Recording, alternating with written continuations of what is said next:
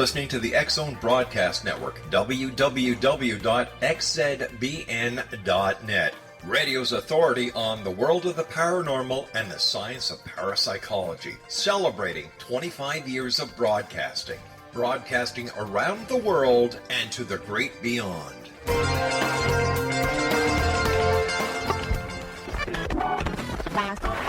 All Hit Radio.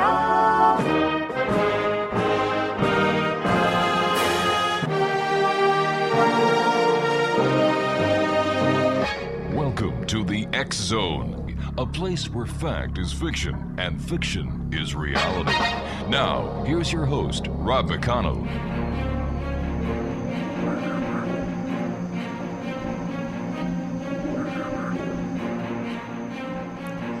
And welcome to the X-Zone, everyone. My name is Rob McConnell, and for the next 4 hours, I am your host. I am your guide as together we cross the time-space continuum to this place that I call the X-Zone.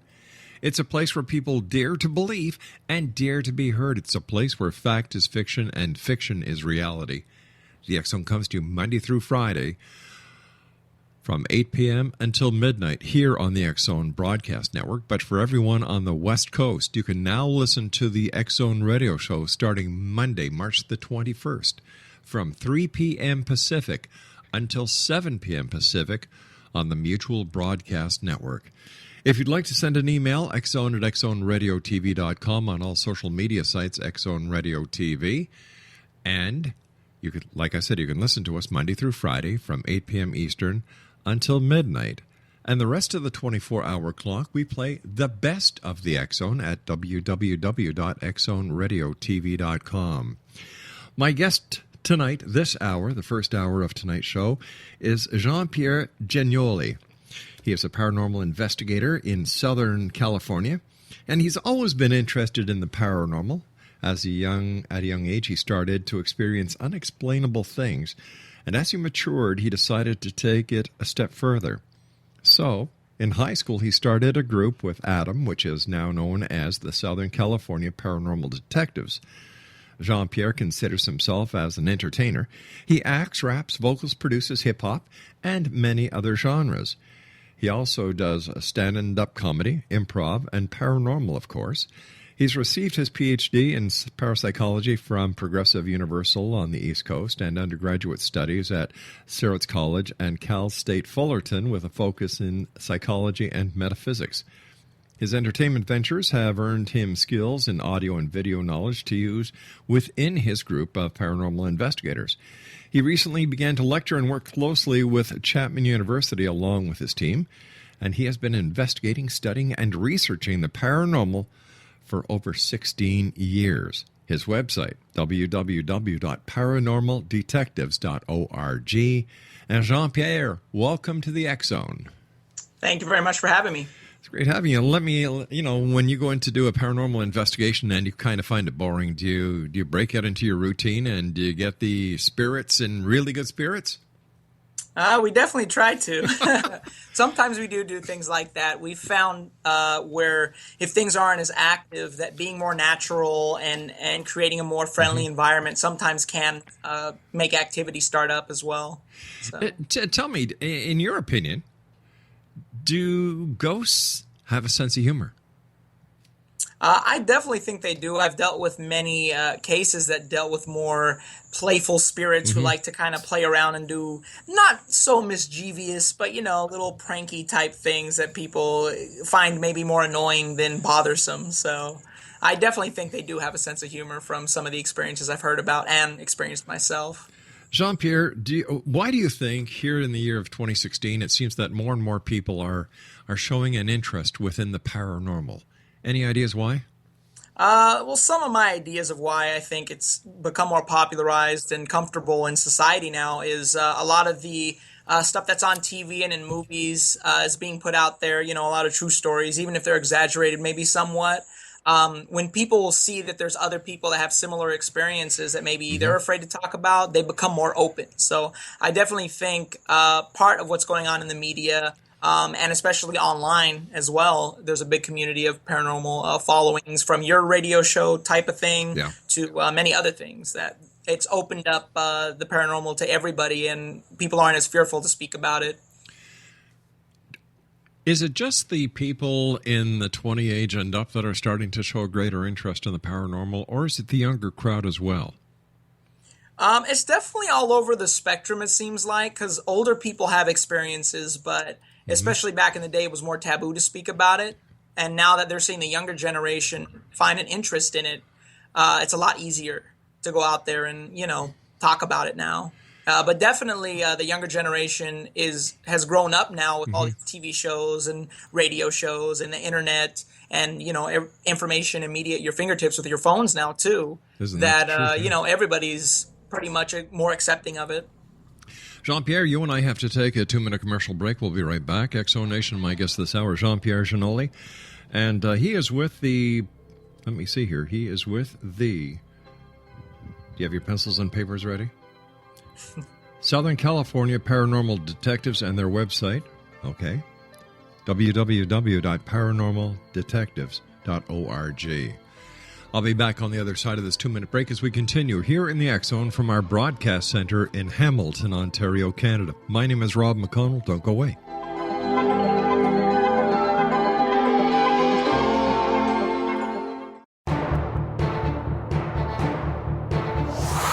You're listening to the X-Zone Broadcast Network, www.xzbn.net.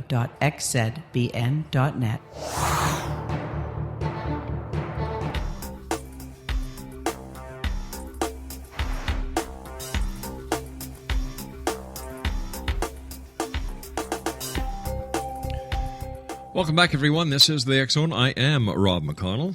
We're talking to Jean-Pierre, who is the head cheese behind the group in Southern California that is called the Southern California Paranormal Detectives, and their website is www.paranormaldetectives.org. All right, Jean-Pierre, tell me, what was it? What was that paranormal activity that happened to you that started you on your quest to find out what the truth is behind the paranormal? Yeah, it took place when I was about 5 years old, my real first experience, at least that I remember. I stayed over at my grandmother's house, which I did often, so it wasn't a new thing. But my grandfather had passed away when I was about 3 months old. They still had the old hospital bed in the room he passed away in the house. And I slept there every once in a while. On this particular night, I woke up in the wee morning hours. I was sitting up in the bed. My hand was shaking, and my grandfather was sitting in front of me. And I heard like mumbling, but I couldn't understand what he was saying. He appeared to me in the way that I would recognize him. Obviously, I was only 3 months old, so I don't really remember him. But there was photos all over the house. When he realized I had gotten startled, I felt like it let go of my hand, and he kind of went out into the dining room and disappeared through the wall. As scared as I was, I actually chased after him out of the bed and watched him disappear through the dining room wall. Then my grandmother's room not far away, I ran over there, told her what had happened. She said, it's just a bad dream. Like, don't worry about it. My mom said the same thing. And then I kind of stayed quiet for years after that. I was very sensitive from about 5 years old to about 13, and I saw other stuff. And I think when I was about 10 years old, my family finally sat me down and said, look, we've experienced stuff. My cultural heritage is Italian, from Italy. So my grandmother told me stories there and here. And I just became very curious that my family was sensitive, and I would meet people who would either be on like two sides. Either they've experienced something and they believe, or they've never experienced anything and they don't believe. And I thought it was interesting that it seems like there's people that seem to be more open or susceptible to it, and then other people who are totally like blind to it and not experience anything. So that's really my biggest question that I'm still looking for, and why I started really getting into the paranormal. So tell me, what is your group's definition of the paranormal? Basically, it's anything, as the term itself means, paranormal means basically beyond normal, what's not normal. So it's ghosts as well, but it's a very large spectrum that could include cryptozoology, which most people know as Bigfoot or Chupacabra, strange creatures and animals, UFOs and aliens. We've also investigated things that were like government conspiracy type things. So essentially anything that most of, the public at large doesn't understand is considered paranormal. What does the human race really know or understand about the paranormal? I think in general, with the people that do study it, very seriously, that we have really good theories and hypotheses about what certain things are, but I don't think we really understand enough about it. I think it's very much comparable to the human brain, where we understand about 10% and we use about 10% of our brains. I think it's the same thing with the paranormal. We have some good ideas and theories, but overall, I think it's really still misunderstood and needs to be researched more seriously by bigger communities. There's a lot of television shows on these days that call themselves reality TV shows. What's your opinion of these shows when it comes to the paranormal, and do you find them an asset or a hindrance to what you and your group and other credible groups are trying to do? It's kind of a mixed bag. I think partly it did help open society as a whole to the paranormal a lot more, and people made it more mainstream, which is a positive. But the negative is they only show the exciting parts of investigating the paranormal. They don't see us sitting for hours on end with nothing happening and hoping that you get one little thing when you're investigating something. And so there's a wrong impression of what it is. So, I mean, it's done a little of both. It's helped us to get out there more, but at the same time, many groups of people have popped up looking for fame, and people who need serious help with the paranormal sometimes don't get it and come to groups like mine because they've been taken advantage of by people who are just like, oh, you got a cool piece of evidence and we're going to leave you and, not assist you with what you're dealing with. So it's a mixed bag for sure. Over the years, what has been your most intense investigation in any aspect of the paranormal? I'd say what's really stood out was more so with the client. We've had a few experiences that I definitely consider intense, but dealing with people that they called us in for like a typical ghost type of phenomenon, or at least what they claimed it to be. And when we got there, it ended up sounding more like a government conspiracy type of thing where there was a low frequency humming and they would pass out and wake up and things would be disheveled in their home. That's not typical of ghostly phenomenon most of the time. So those things were very intense for the clients themselves, where they went beyond the normal paranormal investigations that I think anybody does nowadays. So those definitely stand out to me. We've had a few of those types of cases where we experienced some of what they experienced as well.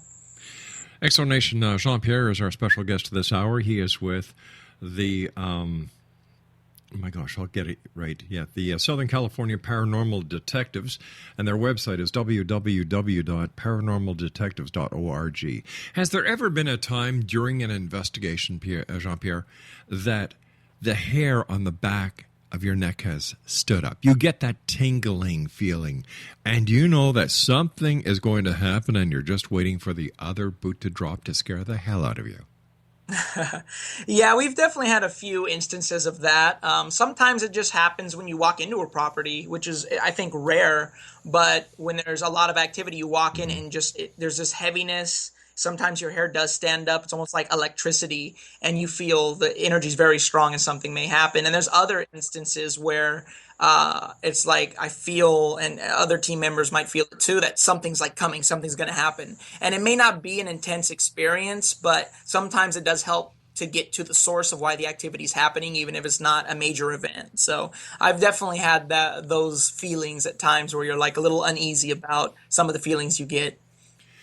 But has there been a time when you have been scared, like you just want to get the heck out of there? You don't, like it's nice to be an investigator, but you get that fight or flight going. And has that ever happened to you? Or are you kind of a real cool guy that would rather say, hey, Mr. Ghost, you know what?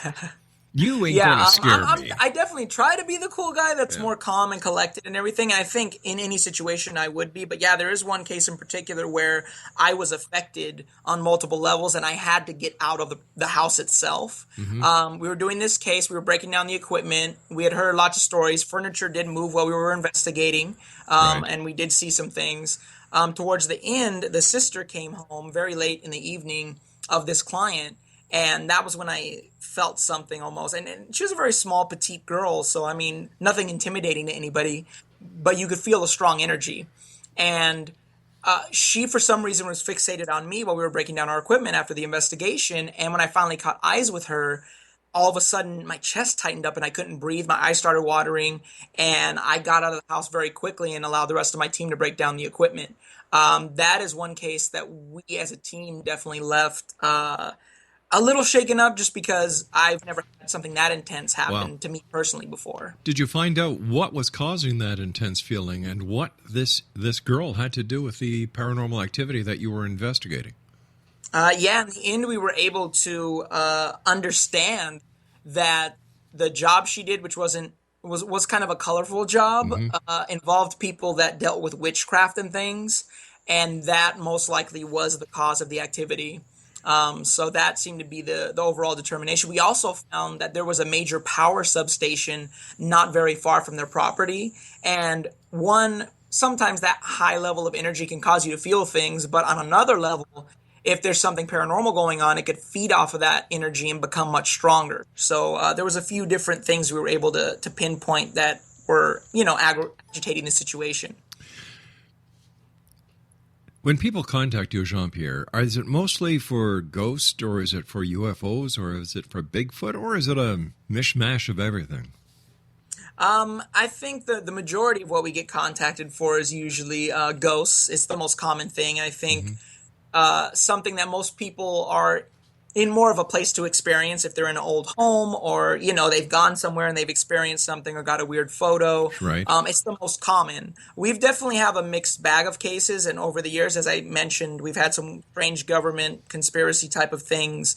But we've also been called out on UFO cases before. We've dealt with weird creatures, no Bigfoot in particular yet, but we've definitely investigated strange creatures over here in Southern California that have been reported. Ghosts. Do you do the investigations only at night, or do you do investigations during the day as well? We've done it at different times of the day. We find that nighttime is a better time only because one of the theories I've kind of looked at is that while people are sleeping, especially in deep REM sleep late in the evening, you're expelling energy from the day, from working, from whatever you've dealt with. So that energy is kind of free-flowing through the air and is sometimes easier to pick up from these supernatural beings. So we tend to do it more at night, but there's really no spectrum on when you can or can't do it. We've done it during the day as well if that was convenient for our clients. So any time of day is good, but nighttime, there's a few factors you look at nighttime because most people are in a resting state and you have more controllable environments in the evening.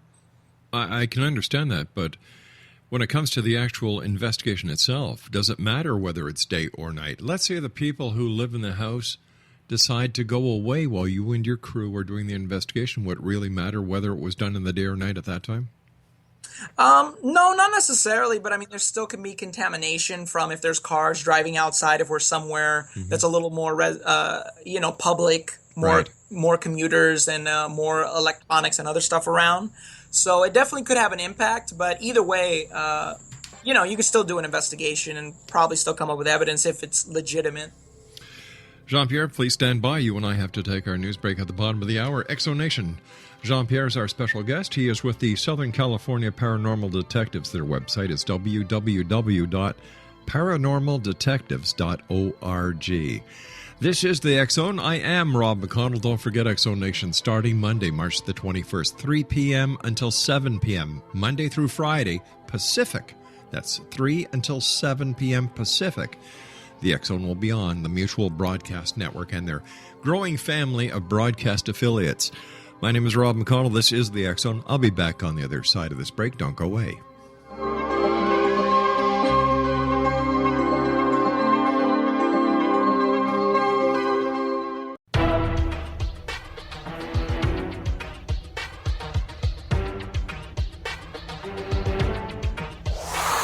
You're listening to the X Zone Broadcast Network, www.xzbn.net.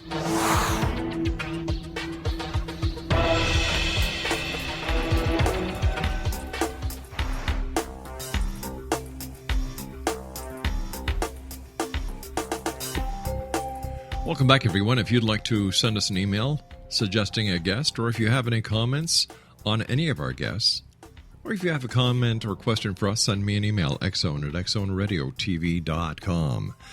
Jean-Pierre Giagnoli is our special guest this hour. He is with the Southern California Paranormal Detectives, and their website is www.paranormaldetectives.org.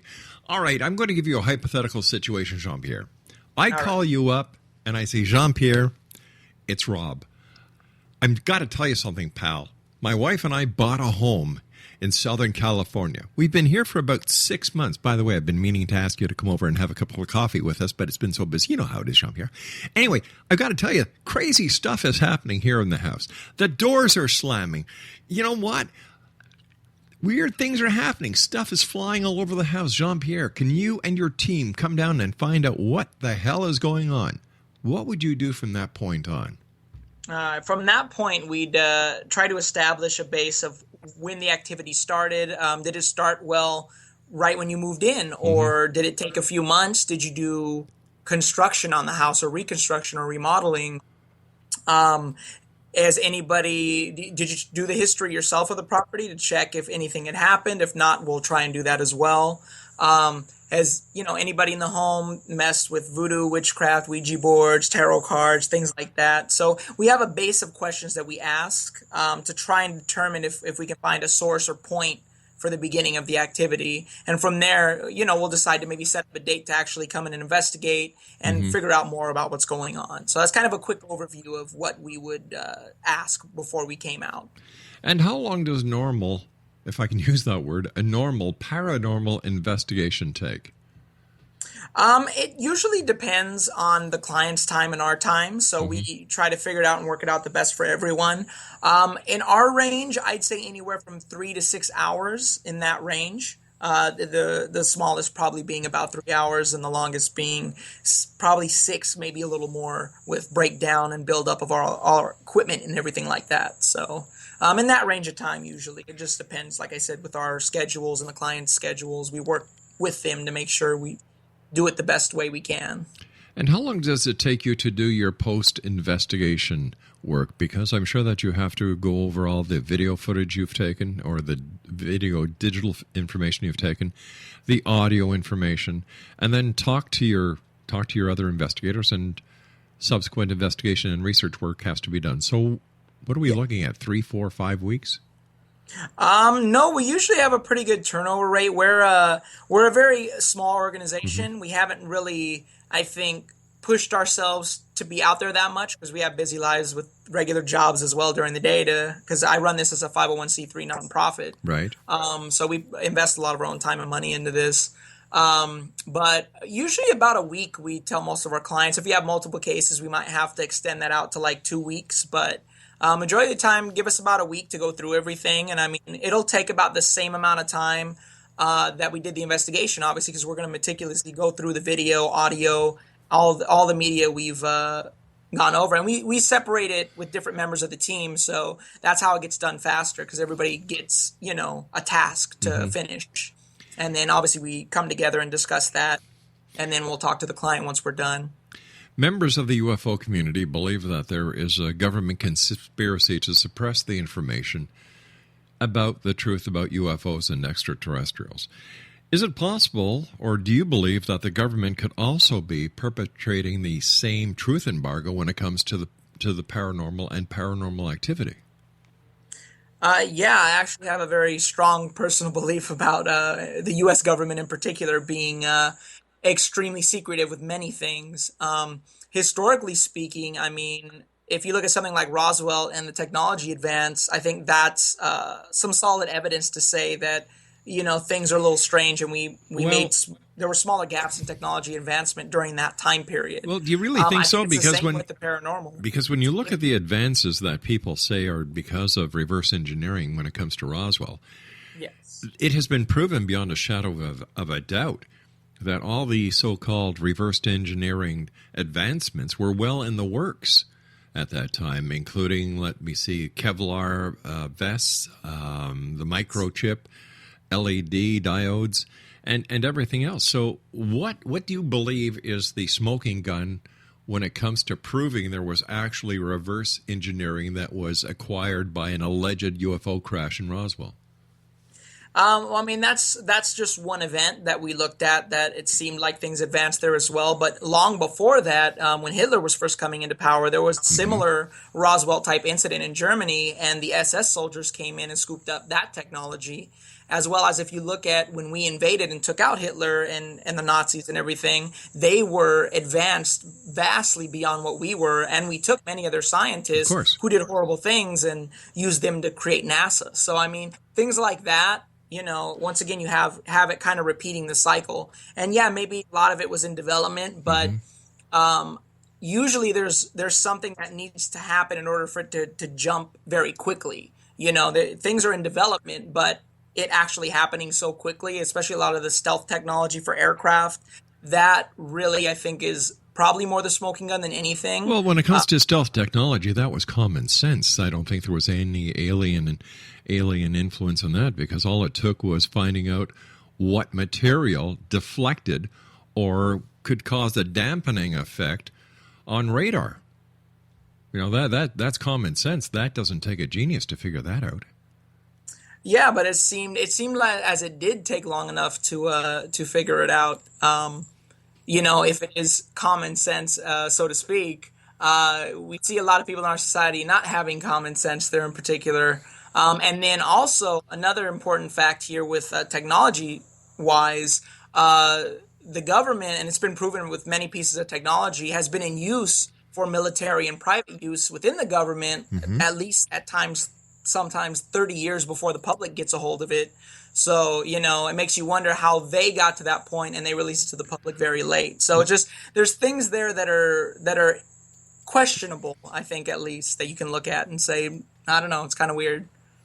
It may be weird, but I haven't heard anything yet that would convince me that number one, that there was a crash in Roswell, New Mexico. That I'll agree there was a crash. I don't believe it was extraterrestrial, because there's too many holes in the entire story when you look at what really happened compared to the stories that Stanton Friedman and other people have been putting out there over the years. And then you have to ask yourself, what would Roswell, New Mexico be without the crash? It would just be another poor city in Texas. I'm sorry, in New Mexico. Yeah, New Mexico. So, and then when you look at the credibility of the characters in the Roswell crash, you've got Jesse Marcel, the base intelligence officer. He goes out to an alleged UFO, an alleged crash site, makes a determination that this could be a UFO and extraterrestrial material, and instead of maintaining the chain of custody of the evidence and bringing it from Brazel's Ranch back to the hangars and the security of the base where he is stationed, what does he do? He drives off, wakes up his wife and kid in the middle of the night, and lets them play with the evidence. Right then and there, the chain of custody is broken. That story is no more valid. Yeah, true on that front. One interesting piece about Roswell that I find very fascinating that they've studied recently, they were able to enlarge one of the newspaper photos with, I forget the general's name that was holding some of the supposed evidence debris from the weather balloon, and they zoomed in on the piece of paper he was holding, and unfortunately they weren't able to clear all the lettering, but it did mention disc-shaped object as well as bodies. So that's from an official military standpoint. That's kind of interesting as well. That points to something maybe more sinister had happened, and also the debris field was not consistent with what a weather balloon would have done with modern day tests that have been done with weather balloons. Hey, listen, I'm not saying that it was a weather balloon. I never said that. I never even implied that. But people forget that White Sands Missile Range and the Goddard Rocket Range were very close to the Roswell, New Mexico crash area. Oh, yeah, very So true. you've got experimental craft going all over the place, and there's even talk about the craft or the debris coming from a Fugo from Japan. There's so many stories out there, but just for people to take the word of all these There's never been any physical evidence to surface. And Yeah, and as Kevin Randall and other credible investigators will tell you, is that Kevin has gone through the list of people who claim that they've had physical evidence, and none of the people have it anymore. Like, Yeah. oh, geez, we lost it. Well, what do you mean you lost it, you know? Yeah. And then you've got the change of testimony of people who said they saw bodies and they saw crash debris who are now saying, well, you know what, I never really did. Yeah. So you've got the entire story falling apart, and yet the UFO community and certain members of the paranormal community look at the Roswell, New Mexico crash as the mecca of ufology. And why? It just blows my mind. Yeah, I don't think I look at it as a mecca ufology or anything in that sense. I do find it a very interesting piece of history as far as like the paranormal and UFOs and aliens goes, just because, as you said, there's a lot of holes in the story. Sure. There's a lot of gaps. There's a lot of things that don't stand up on both sides of the spectrum. So it's difficult to say. I say in the end, it's still, to me, unexplained. I wouldn't be able to give you a definitive answer on it because I wasn't there. So That makes two of us, my friend. That makes two of us. But what would the government have to gain by suppressing any information, whether it's on UFOs, whether it's on the paranormal, whether it's on Bigfoot, or whether it's on psychic phenomenon? I'd say it probably goes deeper than just those phenomenons. I think it's a bigger overall picture of society as a whole. People are very divided on many things, whether it be thinking Roswell is the mecca for ufology or whatever, wars or anything you look at. People are very divided, and that division keeps people separated from finding the truth if we could find some common middle ground. So I think if you were to have maybe these extraordinary things happening in the world, whether it be, proof that there's the other spiritual realm or extraterrestrials do exist maybe somewhere else, even if it's not necessarily here or tied to events that happen on Earth. It keeps us very divided on the subject. So division has always been a tool for the rulers to use against society, so that way they can keep their power and wealth and anything else. So I think that would fit into that kind of category for me personally. Sure. Why do you think that only certain people have these experiences? Certain people have sightings, certain people have encounters, certain people are involved in paranormal activity, instead of everyone sharing the same experience. Yeah, it's a very difficult thing. It might go a little bit into what I described about people being divided on subjects as well. Society tends to go along with trends. You know, trends are easy for people in marketing to follow and people in business to follow. So if you keep people, kind of very narrow-minded and looking at life a certain way, they can miss a lot. You can miss a lot of things. You can miss people you might get along with because maybe you're divided on an issue, but you share everything else in common. So when you have that tunnel vision going on, I think it creates, a closed mind to many things, whether it be physical or non-physical. So I think a lot of it is that. It goes back to the division a little bit. Yeah. And then it's about how you look at things and perceive things and think of things and what you're taught. Obviously, we're influenced by our families, religion, education, society, media. So all these factors come in, and they tend to divide us more than bring us together a lot of the time. What percentage of all paranormal activity, based on your experience, is well within the realm of the person's mind who is having this and not having a paranormal experience in reality? I think it probably differs from person to person from what I've experienced, even though I kind of went on a tangent about how we're divided and, we're influenced by other things, which is true. It does seem like, as I said, with my experience in my family, certain people are more sensitive and others are not.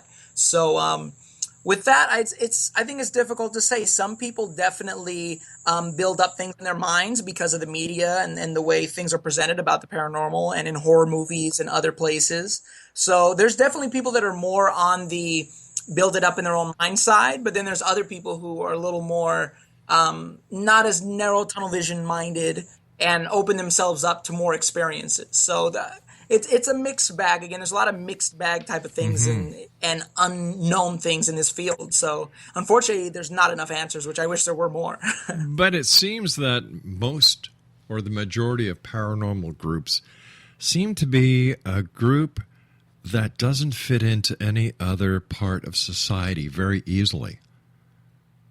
They're their own kind of little species. Now, I'm not saying everyone, but the groups I've met over the years, my God, I'll give you an example.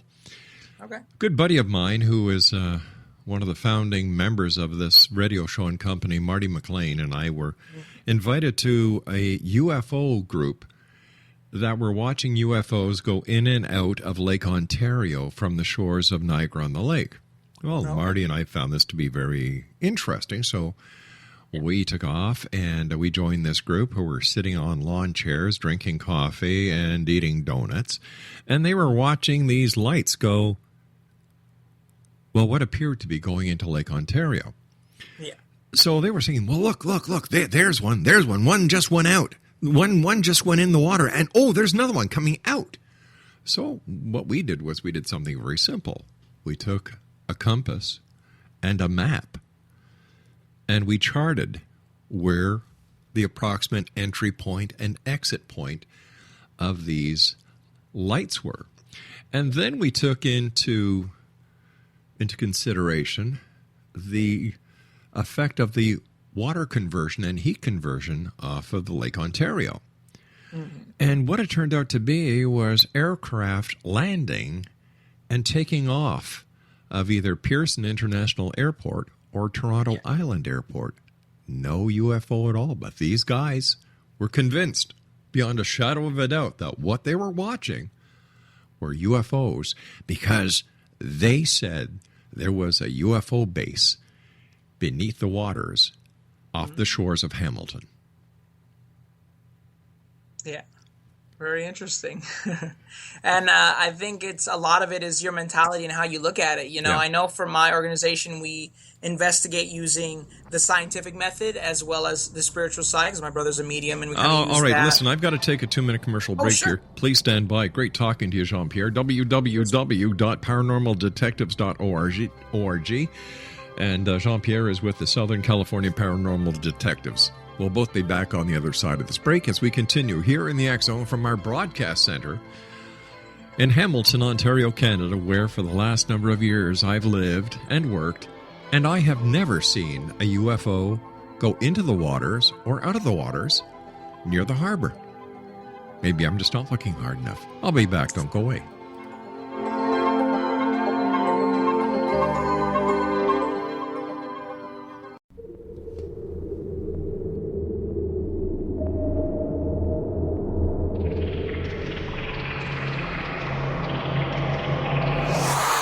You're listening to the X-Zone Broadcast Network, www.xzbn.net.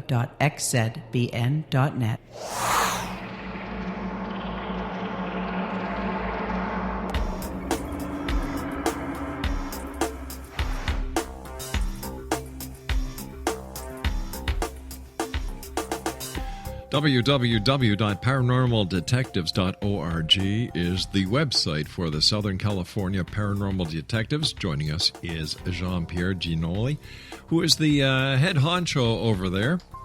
And first of all, Jean-Pierre, thank you so much for joining us. Really great talking to you. You mentioned briefly that your brother was a medium. Does he work with you on your investigations? That's correct, he does. And what is his role as a medium? Well, essentially, he's, an investigator too. So, he'll help out with equipment and stuff on the case. But his role is usually hopefully communicating with the other side and finding out more information about what may be going on at a location. So we bring him in blind, and that's how we're kind of trying to test the scientific and the spiritual side in the paranormal, is he gets no information on the case, where we're going, what it's about, and then we go in, do our thing, kind of figure out what's going on there in the areas. Then we bring him in and see what he picks up when he gets to the location. So his role is to hopefully test that mediumship could potentially, be a very real thing. So, and what is your take on Ouija boards? A lot of Ouija board stuff, in my mind at least, it's a lot of what people put into it. So if you were to get a group of people, like-minded people, to do something physically, like lift something or move something, they'd be able to accomplish that. Well, in the same sense, using a Ouija board, their minds are focused on doing something very specific. So they'll potentially be able to do that, whether it be themselves as a group focusing on the energy itself, and maybe using their own energy to cause maybe stuff to happen, or in the same sense, maybe actually bringing something spiritual out by focusing on it. We've got about a minute and a half left, so what I'd like you to do, if you could, is let our listeners know what they can do or they shouldn't do when it comes to investigating the paranormal. Definitely one big thing and major thing is never have anyone come to you that charges for their services. This is something that's very unknown at this point, as we've discussed throughout this episode. And, you should definitely look for people who seem genuine and there to help you, because there are people out there that are trying to take advantage of people or get evidence and try and get a show picked up or something like that. So I think that's a very important thing. Be very careful who you communicate with about this stuff, and, try to find someone honest that'll help you out. So what's next for you and your group? What investigations are you working on now, or what do you intend on working on in the future? We're currently working on our own web series. We kind of got tired of Hollywood. We've talked about reality TV and stuff. And they want us to fake a lot of stuff with a few deals we were potentially in. So we do our own web series. We actually bring the public along with us to be witness to what we do. So that's one of the biggest things we're working on. We're working on some big trips to actually go out of California and do some very unique locations, investigating very unique paranormal phenomenon. So that's the big thing right now. And just helping people. That's our main goal. That's why I'm a nonprofit, so we can be here for people who need assistance with something strange that's going on. Jean-Pierre, I want to thank you so much for joining us tonight. It's been a great pleasure talking to you, and I look forward to the next time you and I meet here in the X Zone. Sounds great. Have a wonderful night. You too, my friend. X Zone Nation. Jean-Pierre has been our special guest. He is with the Southern California Paranormal Detectives, and their website is www.paranormaldetectives.org.